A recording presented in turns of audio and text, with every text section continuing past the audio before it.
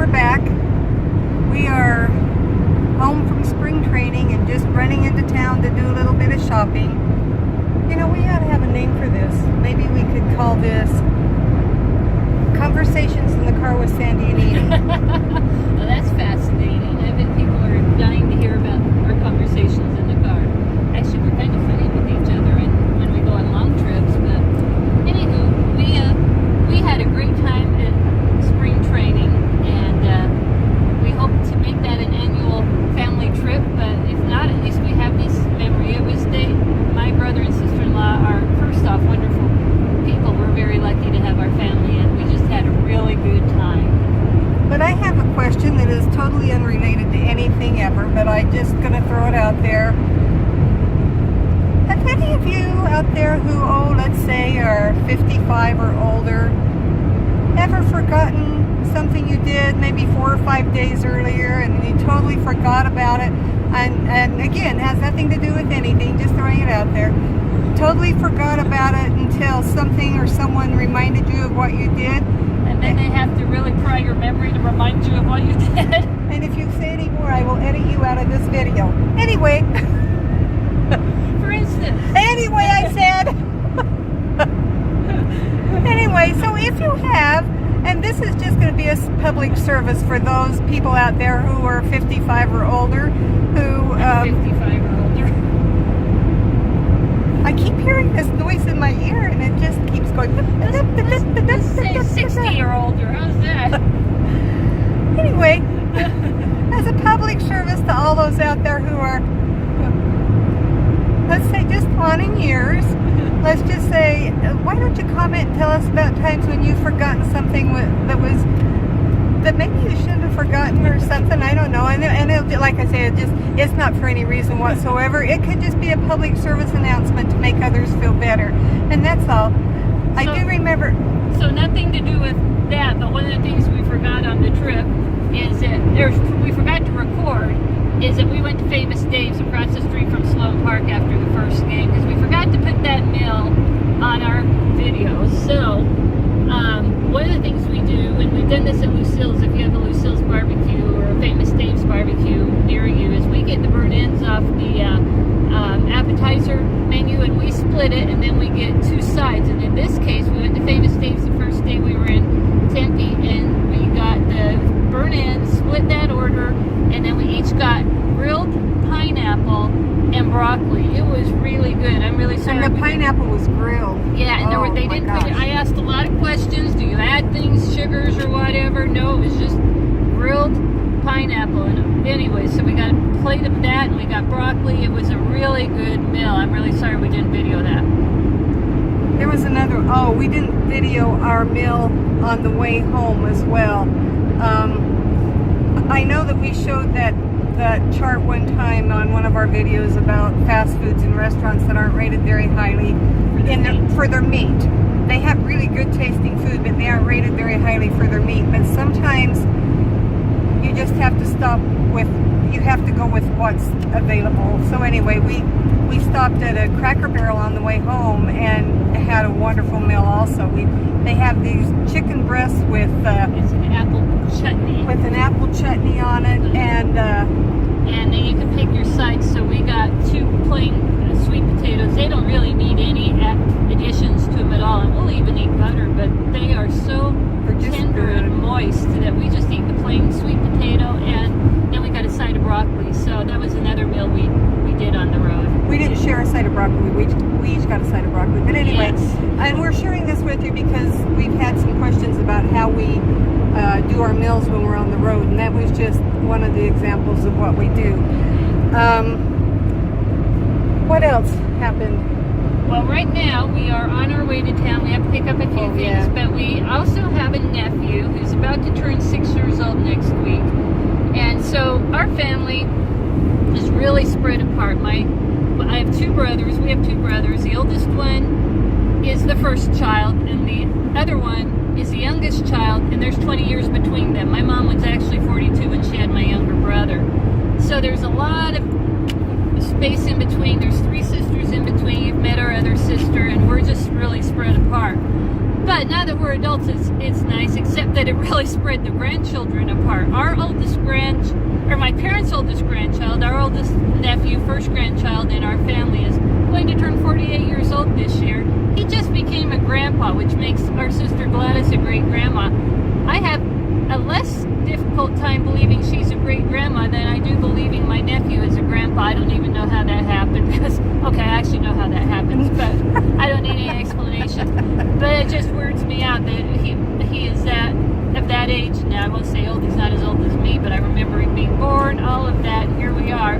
But then our younger brother has a family of 4 kids that range in age from 6 years old to almost 13. Well, he'll be 6 next week, and the oldest child will be 13 in April. And so our parents died before they were born, and I feel so bad for these 4 kids. They have wonderful grandparents on the other side, the side of their family, so we're really, really grateful for them. They tended them while we were in spring training. They took them while we all went to Arizona, and so they've got cousins their age on that side of the family. They don't on our side of the family because they're the last, but the older grandkids have such a good memory of my mom. She was a fun grandma, and they still remember all the things she would do with them, and these 4 kids don't. So I guess we're trying to make up for that, but we love those 4 little kids so much. They are so stinking cute. 2 of them are now following us on our videos, so I probably shouldn't say this out loud because who knows what they'll want from us. Actually, they aren't even that kind of kids. They would never ask for anything, but they pretty much have me wrapped around their little finger. They could have anything they wanted if I could get it for them. So, hey, Camilla McKenna. And all the other 4, or the other 2. Yeah, they're all not 4 of them watching are that, just right? awesome. Anyways, they are cute. They are just and smart the and best funny. Kids. Cute. Anyways. So if we can be pseudo-grandparents and give them a little taste of what their grandma would have been like. I told them before that she would have absolutely adored them. My mother would have thought the world of them as she did all her grandkids. And so I'm sorry they don't get to know her, but hopefully they get a little glimpse of her through us. If we do nothing else, I hope we do that for my mother. But we love those kids. I do it. Yes. Even if I had not a good mother, I'd do that because those kids are just the cutest little kids. They're just so sweet, so special. So we're off to get the youngest one a birthday present too. The youngest one who is turning 6, as opposed to the oldest nephew who is 48 and a grandpa. Almost 48. Almost 48. Yeah, he'll be 48 this year. Like we said, we were spread out quite a bit. First was our older brother, then our older sister, who is Gladys, and then my dad thought they were through having kids, and he was all done. He wasn't going to have any more. And my mom managed to talk him into the other 3, to Edie and me and our younger brother. Mm-hmm. And look what Dad would have been missing if he would. I mean, how could you not want all this? Exactly. Some other family would have been graced with all this. Yeah. Bless our hearts. I'm assuming we would have come here somehow or another, just not this family. So I'm glad my mom was able to talk him into that. But no, he only wanted the 2. Dad was a little old-fashioned. He believed children should be seen and not heard, and that is literal. He actually believed that. So it was a little hard for him to have 5 kids. It was a little hard for him to have Edie and me, because we weren't very good at being seen and not heard. But well, I tried really hard, but I tried to stay totally off his radar. Not that he was a bad person, he just was very gruff. And he was way old school. But anyway, we're almost to where we need to stop and get some stuff, so we might check back in just a few minutes. Anyways, we are on our way back from the store. We got a gift for our little nephew, and we'll share that next week before we send it up to their home. They don't live by us, so we will mail that to them, but we don't want to put Camilla McKenna in a position to have to keep a secret, so we won't reveal that fabulous gift yet. But here's my burning question that I have had. It has to do with baseball. When we were at the Angels game last week, we got talking to a couple of Angels fans because we were at that park, and they started talking to us after we sang the "Take Me Out to the Ballpark" of the 7th inning stretch, because they wanted to know they asked us if we were from Chicago, because we were singing Cubbies instead of Angels, and they were very friendly and very nice. In fact, one of them, I told them I'd been at Cubs fan since the 1980s, and the one guy said, how can you not be? He says, my son says that the Cubs are everyone's favorite second team. They're my favorite first team. So if they're not your favorite first team, they're your favorite second team. They are my favorite second team. Yeah, he even said, you can't even say, I hate the Cubs, because that's like kicking a dog. How do you hate a baby bear?